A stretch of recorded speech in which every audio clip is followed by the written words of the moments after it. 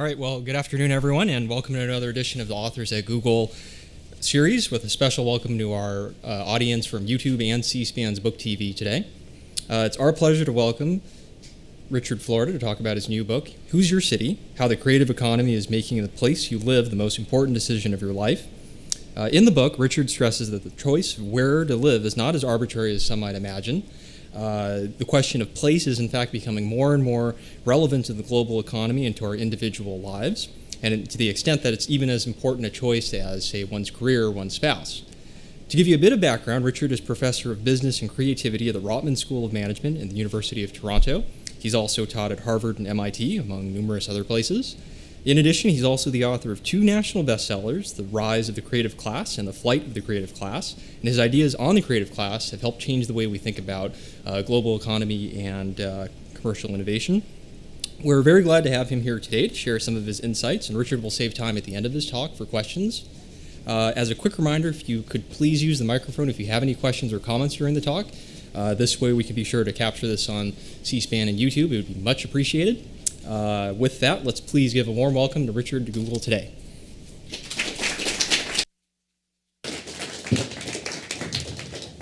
I'll use the stage for the cameras. Thank you all for coming out. I'll talk for about 40 or 45 minutes, especially since this is being taped for YouTube and C-SPAN. And then we'll have time for questions, and even I could probably take some questions after that offline if you like. That was a terrific introduction, and it's really wonderful for us to be out here today. My first book, which wasn't mentioned, was written in 1990, and it was all about the rise of Silicon Valley. And I've been coming out, it was called The Breakthrough Illusion. And I've been coming out here and studying and working in the Valley for a long, long time.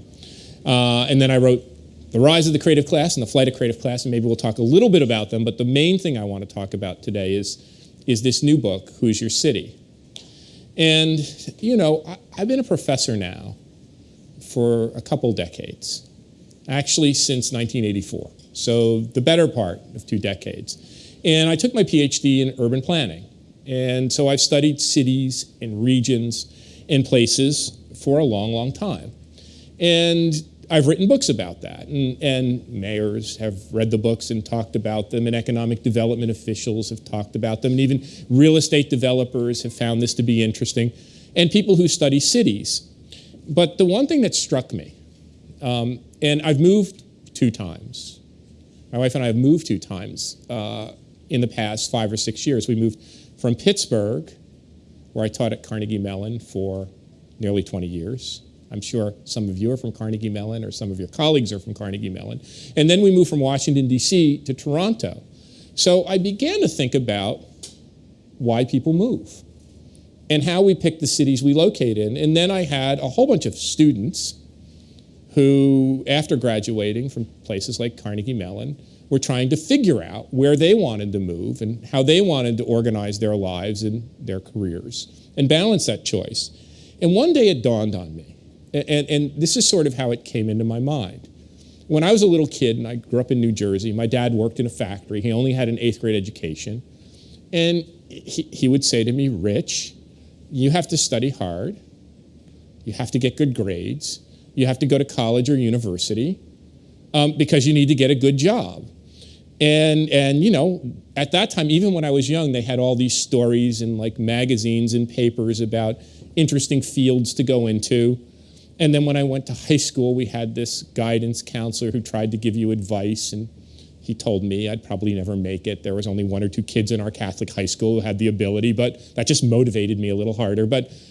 And as I got older, I could see that there was all of this advice about what to do about your job and your career and how important that was, and some of it, you know, quite rudimentary, and it might be on television talk shows. And then I thought about my mom, who was a quite sensible woman. And she always said, well, Richard, you need to study hard and get good grades, but realize picking your life, you know, your mate, I don't think we had the word life partner then, picking the woman you marry, which is what my mom would have said, is really, really important because I married your dad. He only had an 8th grade education. He worked really hard in a factory, but for the 40 plus years, nearly 50 years we were married, I was just fantastically happy. It was the greatest decision I made, and we had a family. And then, you know, I know enough about psychology to know that there's a whole, and I'll talk a little bit about this, a whole industry of studies about happiness. And those studies about happiness say, our jobs and our careers can fulfill us, but our social relationships and our family and our children and the friends we have are a key part of what make us have happy and fulfilled lives. And then it dawned on me.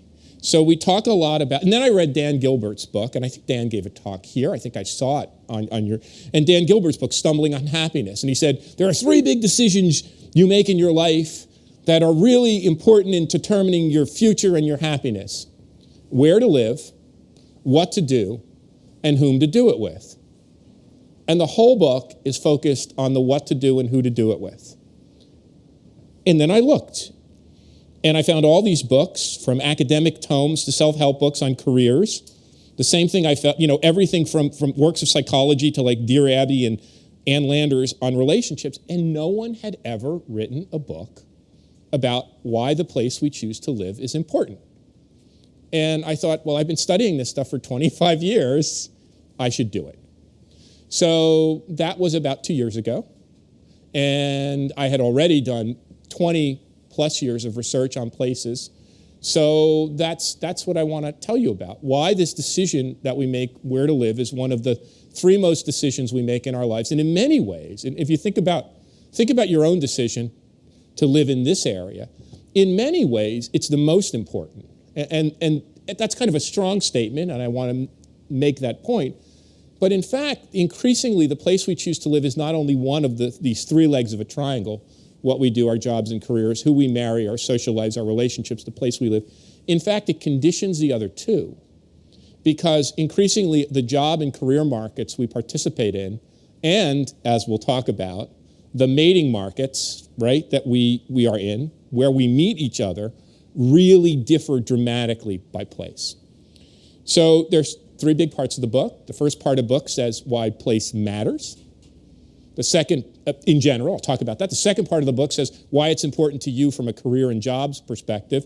And the third part of the book, which is also, I think, very interesting, talks about why place is important to your life beyond your career and your jobs. And in fact, it says that we make 3 big decisions about location in our lives that are really, really important.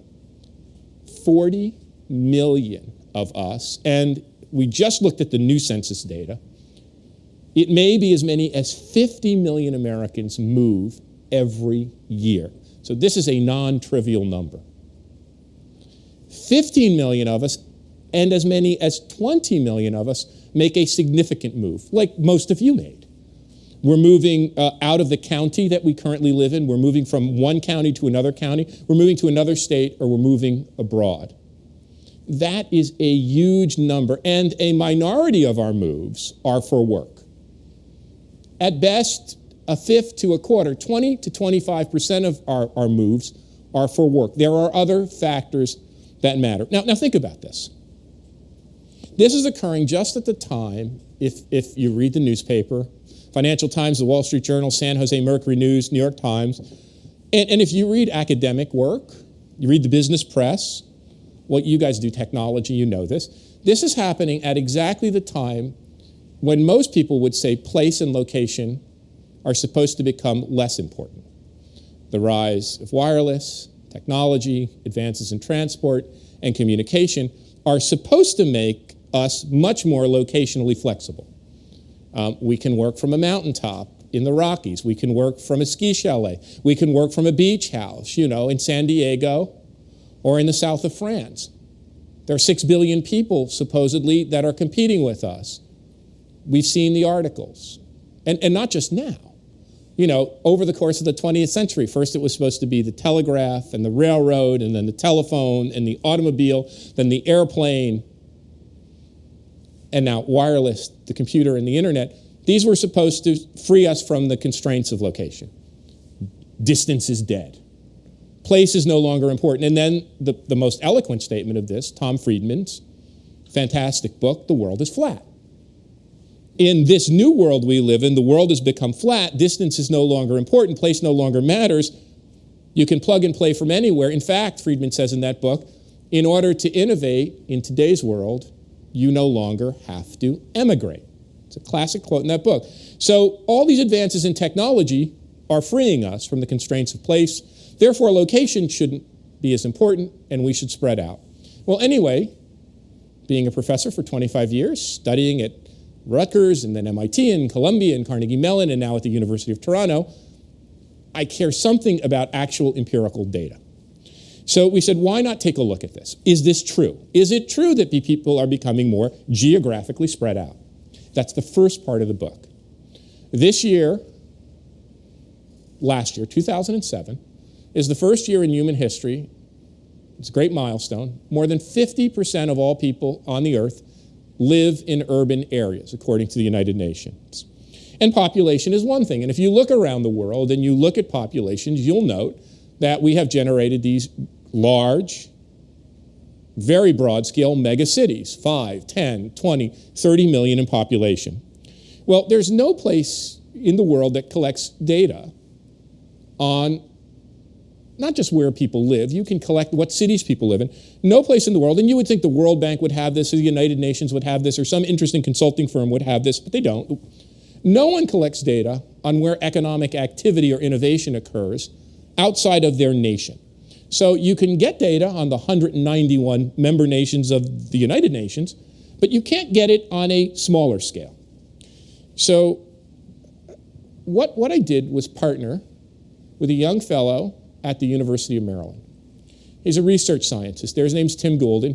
He's reasonably good in computer science. He's a whiz at GIS, Geographic Information Systems. And what we did to get a handle on this is we took a very simple solution. We took the satellite images of the world at night. And we said, what those images are really images of energy emission. And Tim invented a series of statistical programs that would derive economic activity. We call it light-related product. And we compared it within countries to existing statistics on regional economic activity for the United States, for Europe, for Canada. But then we used that basic metric to show the distribution of economic activity for the whole world. Second thing we did is we went out, because you could get data on where inventors live in the United States from the Patent and Trademark Office, we went out and actually identified the location of inventors who make patents, and then used the World Intellectual Property Organization statistics to condition them for the entire world. And finally, a wonderful professor named Michael Batty had information on where scientific discoveries are made and where co-authors of papers live, and we used that data. So we had data on population, economic activity, patented innovations, a rudimentary measure of innovation. You could do better, perhaps, but it was available, and then scientific discovery. When you look at that data, when you go from population to economic activity to innovation to scientific discovery, the locations become increasingly concentrated.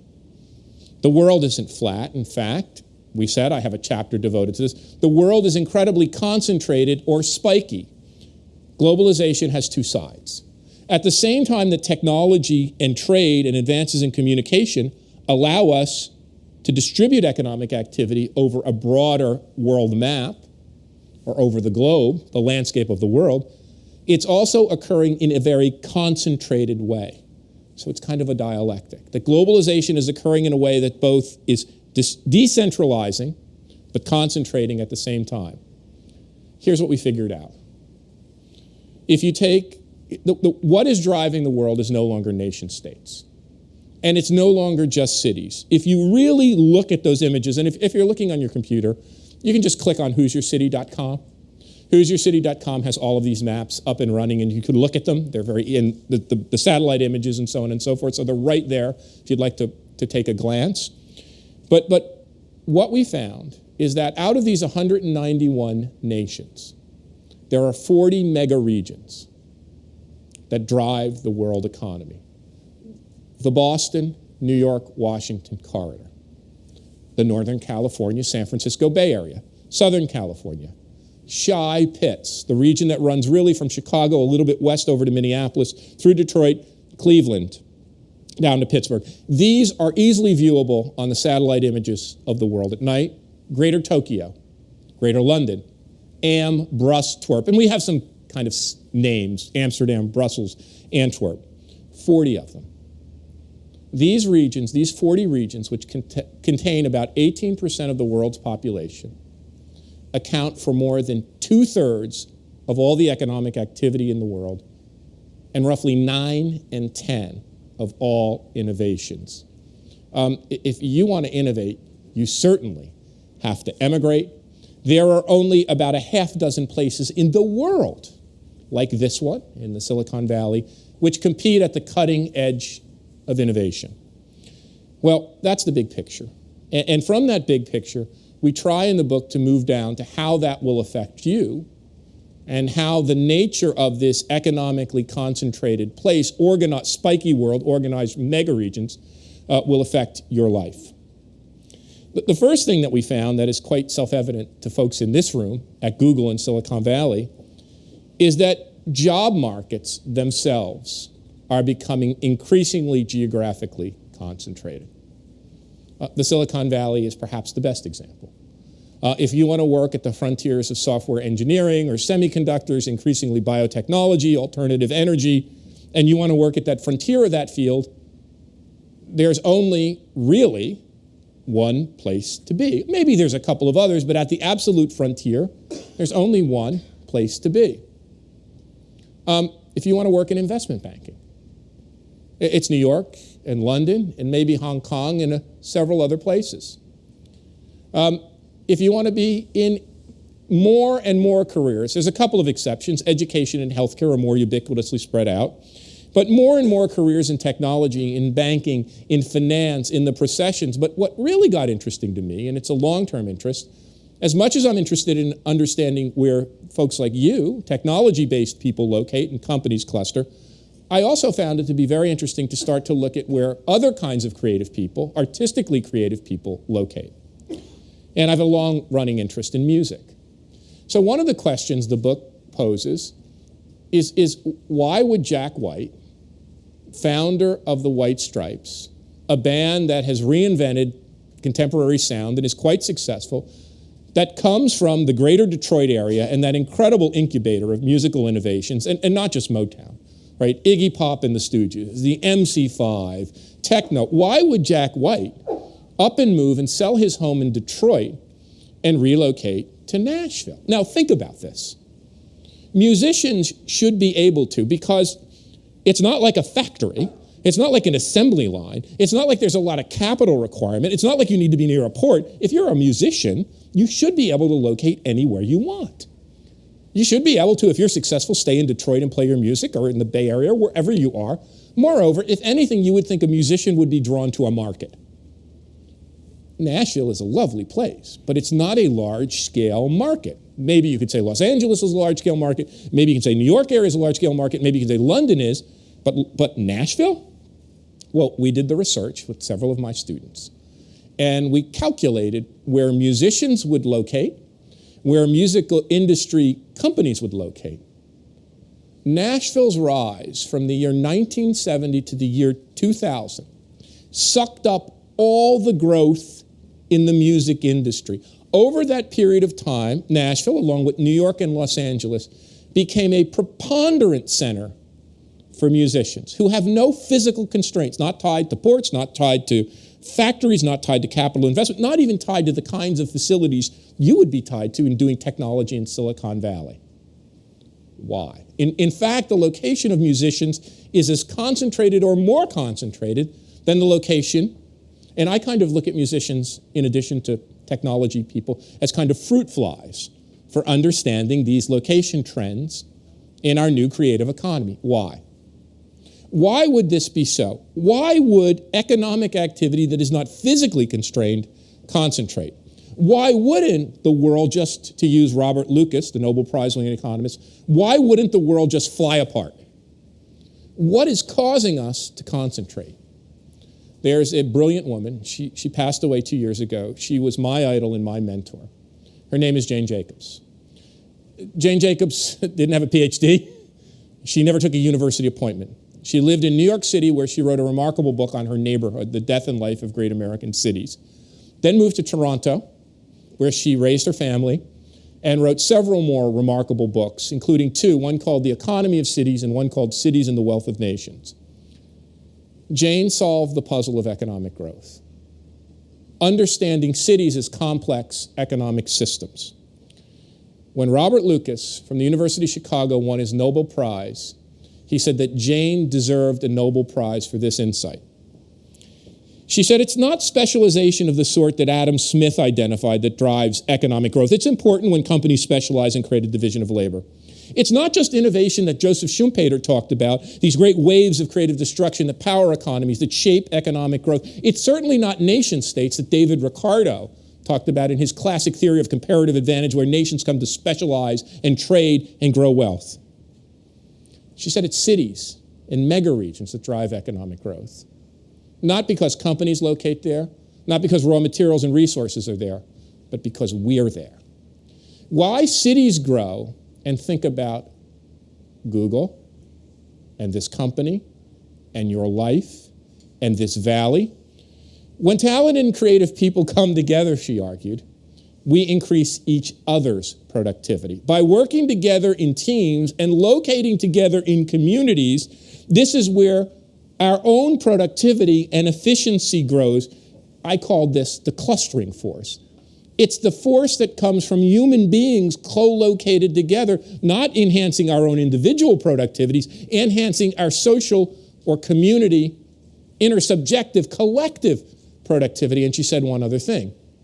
And she has a classic study in her book. This was before the time of technology.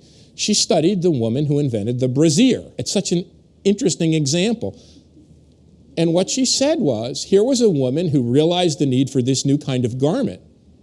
And what she did was combine inputs and insights of people around her. So it is obvious in music, it is obvious in art, it's obvious in design, it's obvious in technology how we need each other. But in these simpler times, in these older scale industries, she argued, it was equally important. Where innovation comes from, she said, is not companies per se. It's from the city or the community, because companies tend to specialize. It's the city which has the diversity of people, the diversity of lifestyles. And Scott Page, in his brilliant book on diversity, said, if you want to know where innovation comes from, you have to understand cognitive diversity. And that cognitive diversity is critical, different thinking styles, critical for innovation. But he went one step farther. He said, if you want an easy route to cognitive diversity, one quick way there is demographic diversity.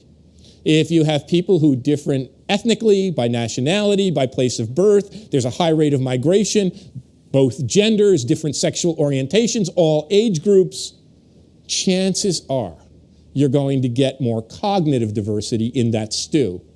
That's the root of the clustering force.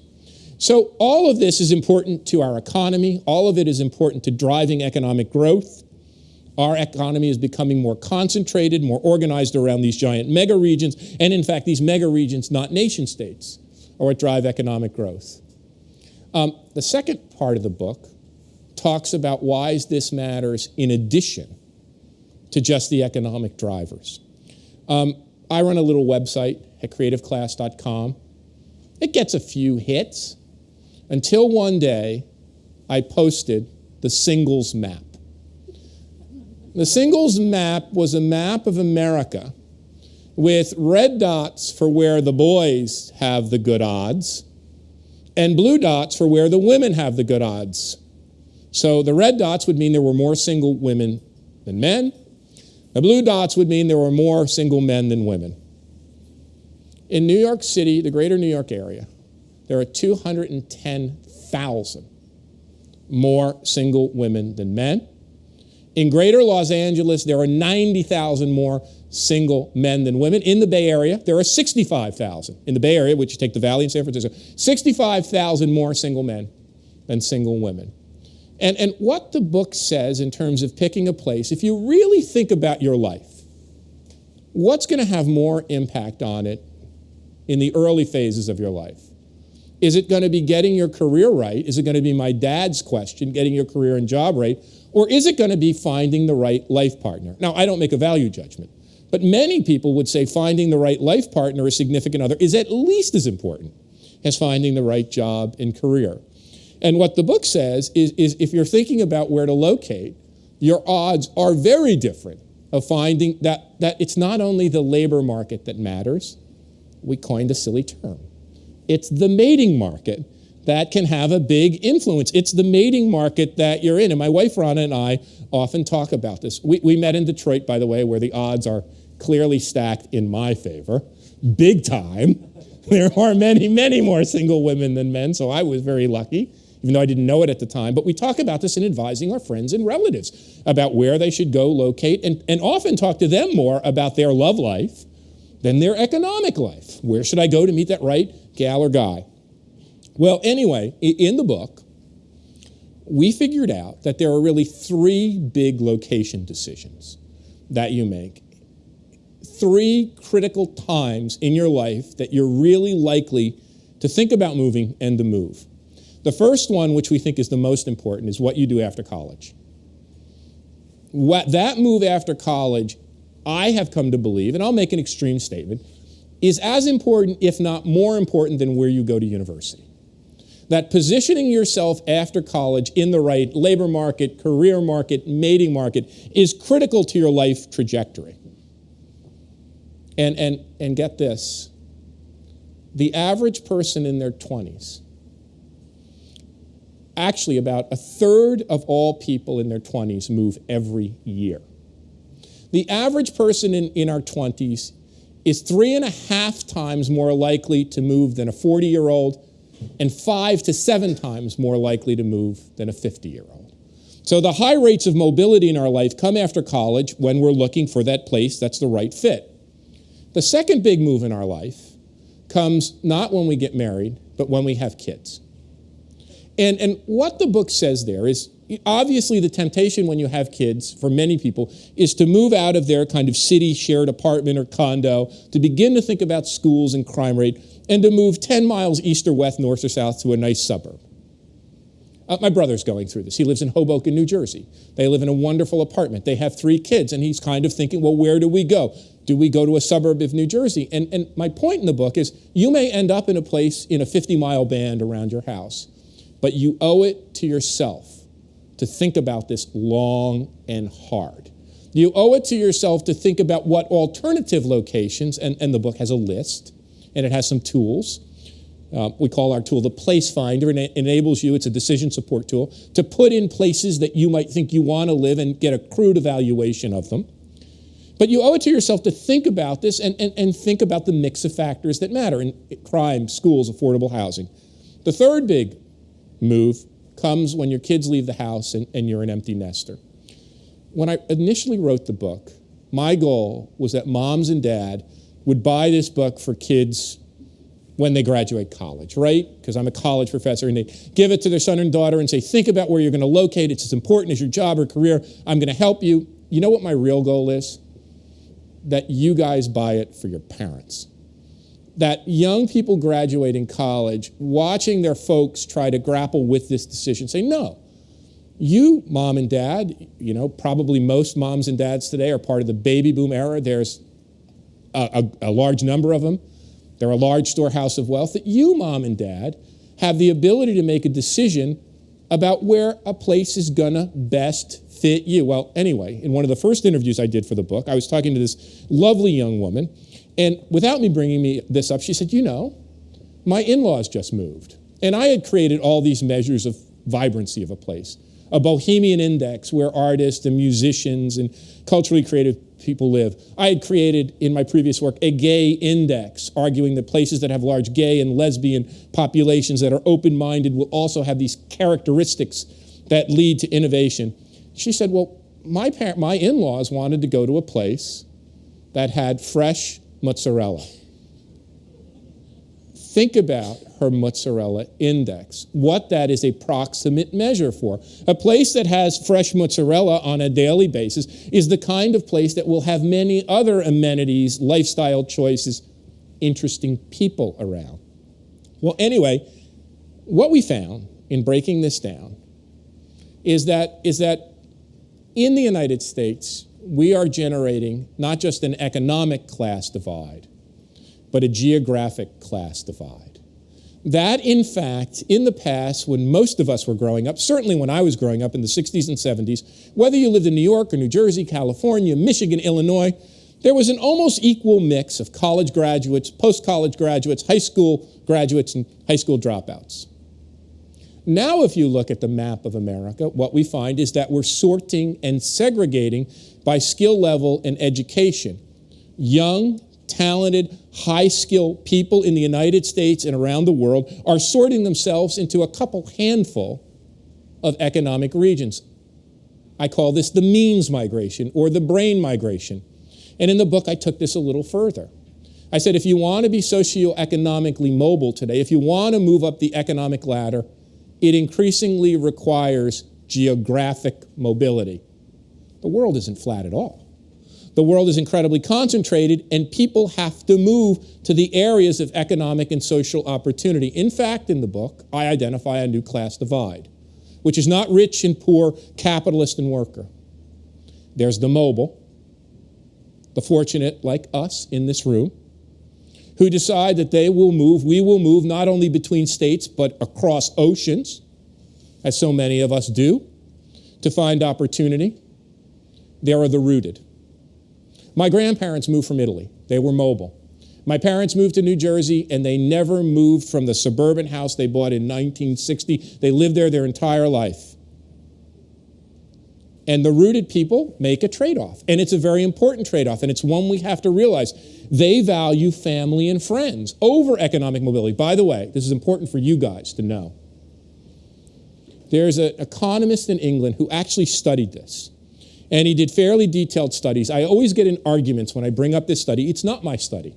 He calculated the social loss, the psychic income loss we take on from leaving family, brothers and sisters, siblings, and friends behind. His calculation that it is a minimum of $100,000 for each person. I'm not saying I agree with his calculation that they may be worth much, much more than that, but at least he gives us a mechanism to think about this. So people who are rooted trade off in favor of being close to families and friends and against economic opportunity.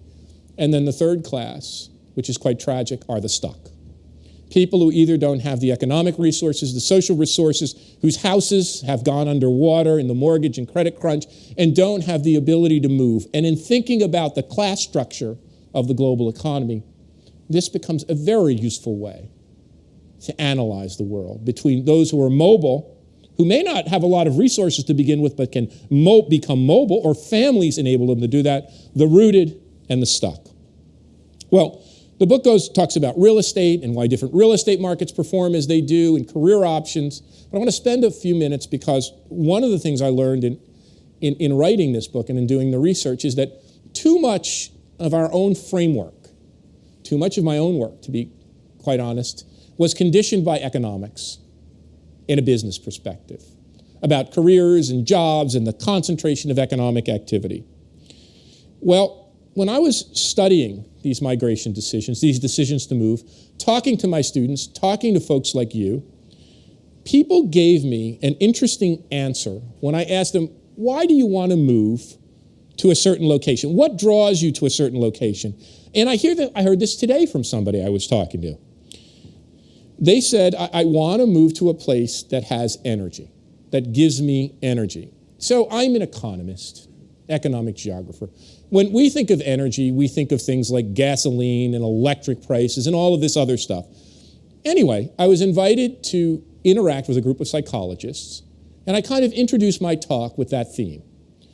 When people I ask if they're going to move, they say they want to move to a place that has opportunity and energy. I can't wrap my hands around this construct of energy. I think too much in terms of economics, the cost of oil and gas and powering a car and fueling a home. Afterwards, I had a remarkable meeting with 3 or 4 of the greatest positive psychologists in the world. We began to think about this, and they said, this is absolutely right. This category of energy is critical, but you have to begin to think about the things that give people energy. What informs our psyche? Well, I began to think about this, and I began to noodle it around, and I learned from them that there is a school of psychology called personality psychology. And that school of psychology says there are 5 factors of personality. There are 5 types of people. There are agreeable people, they get along with others. There's conscientious people, they work very hard. They're dutiful, they do their tasks. There's extroverted people. Lots of them are in sales jobs. They like to meet other people and they're very good at getting along. There's neurotic people, and there's open to experience people. Open to experience people are the kinds of people that most traditional corporations have shunned. They tend to be a little bit outside the norm, a little bit iconoclastic. They tend not to like to take orders. They can be kind of aloof and disagreeable. Maybe some of you have met people like that in your life. They tend to be highly creative, highly innovative, prone to migration, and the folks who will not stay working in a company but create their own company. Well, while I'm beginning to ponder this and think about this, I read on a blog that there was this young psychologist who figured out that he could look at your iTunes list and read your personality perfectly. He could go to your dorm room if you were in college and look at your dorm room and perfectly read whether you were agreeable, conscientious, extrovert, open to experience, neurotic. I sent him a note. I said, have you ever thought about looking at location? Do these personality types, not just by education, college-age people live in San Francisco or college-educated people live in San Francisco or Washington, D.C. or Boston. Have you ever thought about looking at where the personality types are?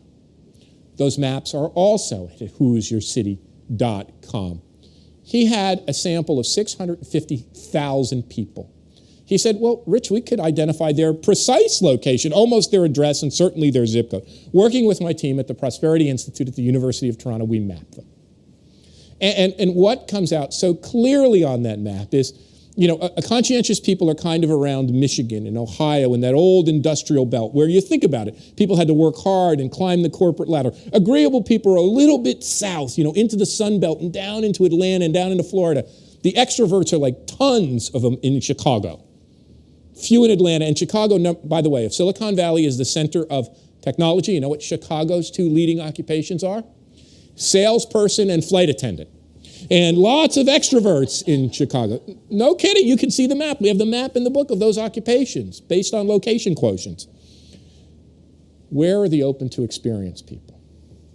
If the other ones are almost like big blobs where they're kind of growing larger, the open to experience people are like pinpoints. In a way, some of it looks like the location of Google facilities. There's New York. There's Boston. Washington, D.C., a few in southern Florida, Austin, bing, bing, bing, bing, Austin, a few in Denver, Seattle, Portland, huge mass around San Francisco and L.A. Why would this be? We don't have enough information to track this. We're going to build it over time. But what we believe is that open to experience people are not only the most innovative and creative, we are the most likely people to migrate. And it's not like we're searching around and saying, well, where are other open to experience people like me? We're making location decisions. And sooner or later, we find our way, whether that's the East Village in New York or Williamsburg, Brooklyn, or the East Bay or the Silicon Valley or West Hollywood or Adams Morgan in Washington, D.C., open to experience people cluster. And when I figured that out, I thought, now I can understand what's different about the area around Stanford than the area around Carnegie Mellon, where I taught. My students were incredibly brilliant. The ability to invent new things was incredibly dramatic. Think about your own founders. Think about where you come from. Think about the founders of other tech companies. It wasn't just that Stanford is in the Valley. What did one great venture capitalist say about the Valley? Take and he was making a joke, take one great research university, add venture capital, shake vigorously if you want to replicate it. It was this additional dimension of psychology, that there were certain places with great universities and certain places that had technology but could also attract, and then I understood the Bay Area. There was a cluster of arts and creativity. Remember, the Grateful Dead got its start in Palo Alto, not San Francisco. Remember, Ken Kesey was based in this part of the Bay Area. Music, culture, creativity, writing, a large gay and lesbian population, cultural change, and technological innovation could be related to the same thing. A place that attracts this very unique, open to experience population and allows them to flourish. And then we did one last thing in the book. We weren't satisfied there. We went out with the Gallup organization and we conducted a survey We surveyed 28,000 people about what makes us happy in our lives. We added questions about place as well as job and career and family and friends, and then we asked people specific questions about their place. We found two things that are really quite interesting. The first thing we found is when we really probe human happiness and well-being and how fulfilled we will be in our life, family and friends and social relationships are critical. Money matters, but not nearly very much. What matters is we have a job that we love, that we are allowed to be ourselves. Self-expression is so critical, that we can self-express in our work from the way we dress to the way we think to the way we want to imagine our futures. And that we have control of our lives and flexibility. We don't have to be one person at work and one person at home. Our social relationships are key. The love of our family and friends, those matter tremendously. But place was as important as the other two. It was the missing link, I argue, in Hoosier City, in happiness and social well-being studies. In fact, when we asked people where stress comes from in our lives, you know what people told us? We get a lot of joy, but a lot of stress from our job. We get a lot of joy, but a lot of stress from our families. Only 3% of our sample survey said that the place they live is a source of stress. And so one of our arguments in the book is that the place we live is an incredible stress reliever. That whether we're cyclists or runners, or we like to just walk around the block, or perhaps go shopping, or we surf, or whatever we do, whatever our hobby is in our place, it somehow is a stress relief valve in these 24/7, always-on times we live. The second thing we found is that when we think about place, we need to revise our framework. After I wrote Rise of the Creative Class, a number of urban experts, specialists, professors, journalists engaged me in a debate. When they looked at my findings on how places that were open to gay and lesbian people, places that had a higher cultural creativity quotient, a larger bohemian factor, that had better living conditions, that were more exciting and had more energy, and they said, Florida's made a terrible mistake. They said, does he really believe, this is the truth, they said, does he really believe that the nexus of economic growth turns on places that can attract, their words, yuppies, sophistos, trendoids, and gays? Can't be true. Another fellow said, and I'm married, Florida, we know his true purpose. 25 years of work on economic growth. He has a gay agenda. He's leading the gay agenda. Another one said he wants to undermine family values. And a fourth said his goal is to criticize Judeo-Christian civilization as we currently know it. So we undertook this survey with great care with the Gallup organization to get at this. Not only what grows our economies, what gives us true happiness and well-being in our lives based on our communities. We asked about basic services, crime rates, school systems, safety. We asked about job opportunities, career networks, social options, the ability to meet different people and make friends. We asked about the quality of the place. Does it have trees and parks and sunshine and good weather? Does it care about its architecture? Does it invest in its arts and culture? How does it treat its people? We found that there are 5 factors that matter. And it's not just one. All 5 factors are key to having a happy relationship and a positive experience and being fulfilled in your community. And you should think about this in your own life. The first thing we found is that there's some basics you have to just do right. You have to have decent school systems. You have to have decent policing. You have to get the basics right. You have to have some level of economic opportunity, and we talked about how those differ by places. But you have to have some level of economic opportunity, and people have to be able to do things they really want to do. People are a lot happier when they believe in the mayor. They believe in the business community. They believe that they can participate. When in communities where we not only kind of think our leadership is good, but we feel we have valves and vehicles to participate at some level and connect, we're happier. Now, most people would agree with that.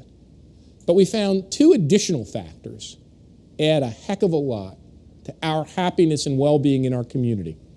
Not just for the affluent among us, not just for the creative class, not just for yuppies. This is for every racial and ethnic income and work and job group. One of the most important factors, as important as low crime and good schools, is how open to diversity the community is. We asked, is your community a good place for senior citizens, disabled people, ethnic and religious minorities, young people looking for jobs, recent college graduates, moms and dads raising families, gay and lesbian people?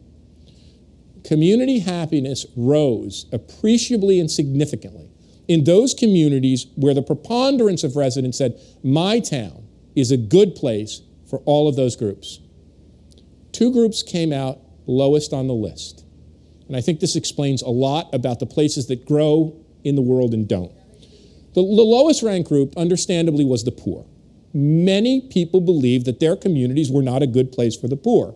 Now, you might think the next group might be ethnic and religious minorities, racial minorities, gays and lesbians. Nope. Recent college graduates looking for a job. And that explains to me a lot about why only a small number of places in this country and around the world are net attractors of college graduates. The top ranked factor, I call it quality of place.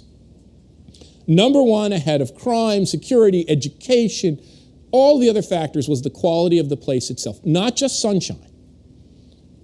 Trees, parks, outdoor recreation, the historic architecture, a sense of a city that preserves its natural environment and its built environment that has a real soul. And you know, the more I thought about this, the more it made sense. Time immemorial, when we lived in caves, when we lived in rudimentary cities, we were decorating those caves and building aesthetic tributes in our cities, and it makes sense. And think about your own life, where you've lived. Places that you can resonate with, that take pride in their appearance, that have aesthetic beauty, that have this quality of place. This isn't a frivolity, this book argues, that making a decision, crime rates, school systems, mayor's competence, absolutely. But looking at how open-minded and a diverse and inclusive a community is, and looking at it how it cares for itself, how aesthetic it is a critical not only in your own judgment, but in how happy a preponderance of our survey respondents would be. Anyway, the main point of the book is simple. You know about how important your job and your work is. People have told you that. You know how important it is to find the right significant other. At least people offer you advice. What the book is saying is not that there is a single best place. And by the way, if you look at the lists, overall, this Bay Area, San Francisco, scores highly. The Valley, San Francisco, and the surrounding area score highly across the board. And that may be right for many people. It may even be a better place than most others. But the book is saying something different. Just like the old adage is, everybody has a different skill and a different aptitude and a different job and a different thing they have to offer the world. Or better yet, just like there's another person, just like there's a significant other or life partner for everyone, what the book is really saying, and why we built our Place Finder and why we built these tools, is not to say there's one best kind of place, but that the most important thing is that people think about it, they pay attention to it, that you give it a fraction of the attention you do to your job and your career and your life partner, and that most importantly, if we find the place that fits us, we're likely not only to be much more economically successful, most of all, if we find that place that fits, it's almost like having a good marriage or a good partnership versus a bad marriage ending in divorce. If we find that place that fits, we're likely to be a whole lot happier and have a lot more satisfaction and well-being in our lives. Thanks for listening, and since C-SPAN and YouTube are taping, we just urge you, if you have a question, to please use the microphone. Thank you, guys. Very kind.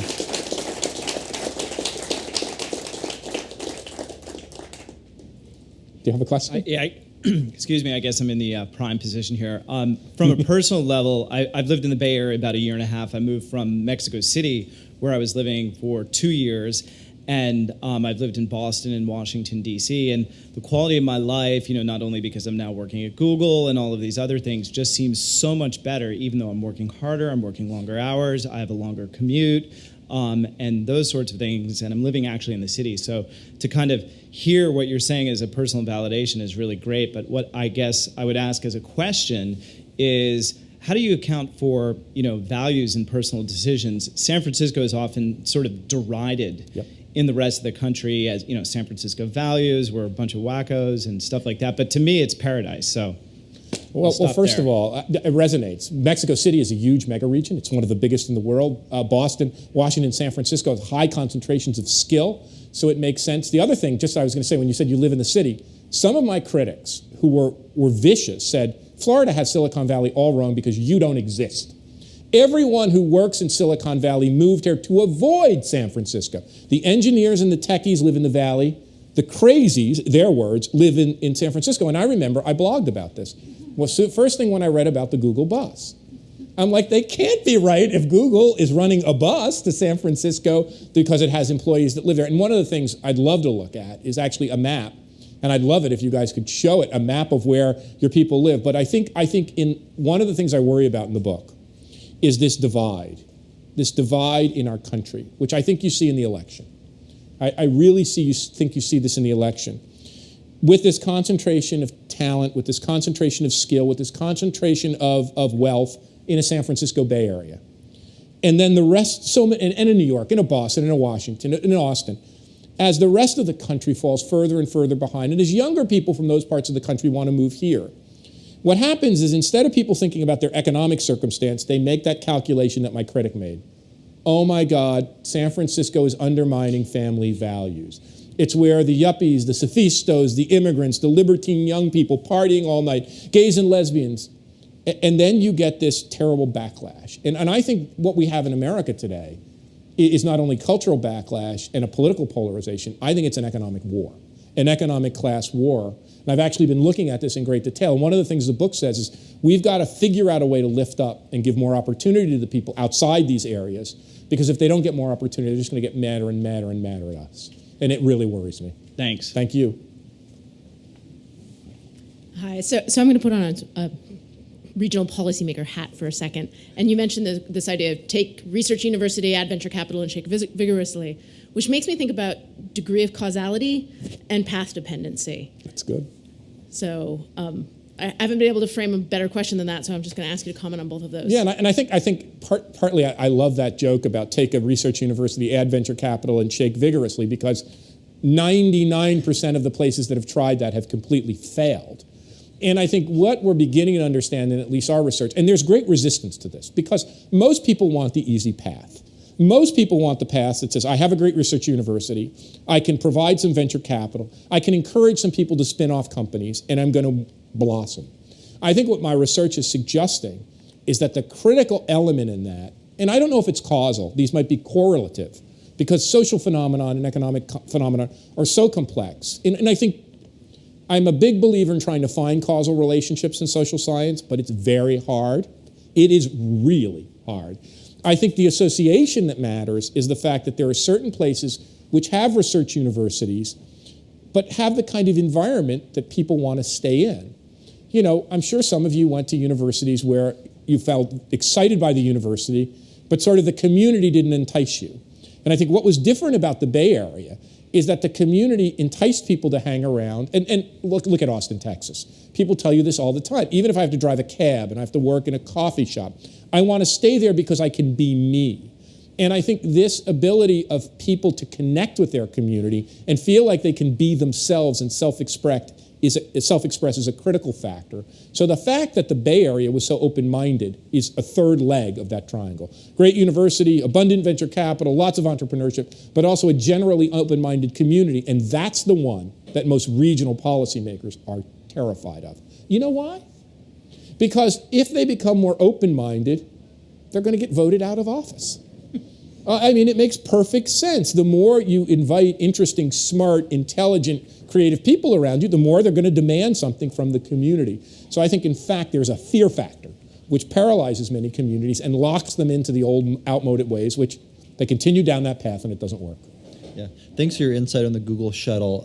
In your research, have you gathered any other insights about how people deal with the dilemma of where they want to live being different from where they want to work in their commute patterns, et cetera? Well, that's the point of the book, right? The point of the book says that you have to be aware of this trade-off, especially in these spiky centers like the Bay Area, where housing costs, because there's so much demand, are through the roof. So the book says you've got to be really, really aware of that trade-off. And you've got to say, okay, how am I going to balance career against my lifestyle needs, my family, the need to meet people? One of the things we know, and this is not my research, but one of the things the brilliant happiness researchers have concluded is one of the things that makes us least happy is a long commute. A commute over 20 minutes. There is a consensus, if there's one consensus in this literature, is a commute over 20 minutes makes us very, very unhappy. So I think you just have to be, one of the things the research says is be aware of that. Now, if you're on a bus or a train and you can do other things and the commute doesn't bother you, that's your own personal choice. But if you're stuck in a car and in traffic, just be aware that the research says that's a big trade-off. And it may be worth it to spend more money. I mean, one of the things the book says is look at your life. It may be worth it to spend more money to live close in. The other thing the book says, and I just want to point this out more on housing, don't look at housing affordability as the key factor. Look at how that, because it's the biggest investment decision most of us make in our life, look at the long-run performance of those investments. Housing may be cheap in an area because it's never going to appreciate. And one of the things the book says is when you're thinking about a housing investment, even if it seems like a stretch, if you're looking at a place that has seen solid, like if we had bought a house in Cincinnati versus San Francisco in 1950, the house in Cincinnati might have doubled. The house in San Francisco might have gone up 10 or 20 times. And we have that, the actual facts and figures in the book. But the trade-off there and what you spend your money on balancing happiness is an individual decision. Find the best fit for you, and the book tries to give some advice there. Thank you. So there's one more question, and then we can take some offline. Professor Florida, thanks for the great talk. U.S. offers a great sampling ground for you because there is a large diversity, there is a democratic government, elections mean a lot. Outside the more democratic content, looking at the countries like the post-Soviet Union space, China, South America, how does your model treat the conditions when you have a bureaucratic capital that drags all of the resources and produces everything from matches to nuclear arms or something? Yeah, that is a great question. We have the first data, and this is our job at our new institute, the Prosperity Institute at the University of Toronto. We want to collect that data because no one collects it. So the first thing we did was the mega region data, and I want to mention this for example. The one thing we found is if you think the United States has an uneven geography, is spiky with centers like San Francisco and New York and Boston. If you look at the emerging economies, the BRICS, Brazil, Russia, India, and China, they are much more spiky and uneven than we are. In China, in India, we are not competing with countries. We're competing with two mega regions in those countries, which have literally sucked in all the talent. And I'll end on a comment because this really troubles me. And I think this needs a global solution. In addition to climate change and other issues, this is the one I think that's the biggest. And you and I can talk a little bit more later. I asked my Chinese student about this. When we have a paper on China, and we looked at this concentration. We know about Moscow sucking in all of the energy and talent in the former Eastern country, former Soviet Union. And I asked him, what do you think of this? And he said, you know what, Professor Florida, I'm really worried. He said, in Shanghai, and I want to be respectful of you, and I know I'm just young, he said, frankly, I live in a better socioeconomic condition than you and your family do.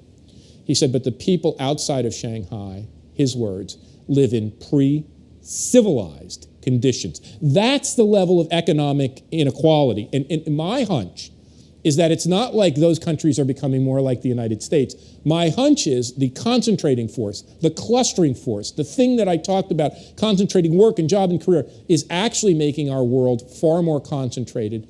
And the advanced countries are coming to look more like the emerging economies instead of vice versa. One of the biggest issues facing the world today, we have to get over this methodology that the world is flat, that globalization lets everyone plug and play. Because in point of fact, the world is becoming much more uneven. And whether you look at terrorism in the Middle East, rural riots in China, the problems of immigrant adaptation in the Netherlands, in Denmark, riots in France, or our own political polarization in this campaign, I think the real key of that lies in this incredible overlap of economic and wealth concentration and geographic concentration. Again, thanks for your time. The website is who'syourcity.com or creativeclass.com, and I look forward to talking with you guys, and I look forward to being able to interact with you in the future. So thanks so much. Thank you.